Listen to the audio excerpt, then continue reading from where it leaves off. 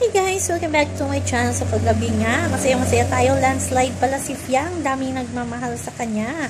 Grabe yung boto ni Fiang. At itong si Jazz ay muntik na. Kunti lang ang kanyang agwat kay Jan. Siguro kung may mga matibay na supporters itong si Jan, siguradong si Jazz ang mai-evict. Pero hindi niya pa siguro talaga time.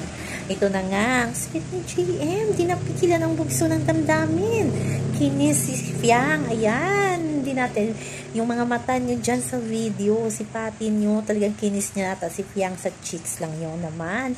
Siguro before eviction, baka sabihin ni GF na hindi na tayo magkikita, malay natin, hindi natin alam ang resulta. At ito na nga, napaka-sweet ni Fiang sa kanya.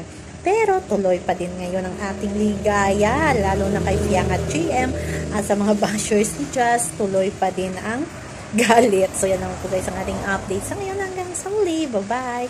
Always remember, huwag po tayong magpakas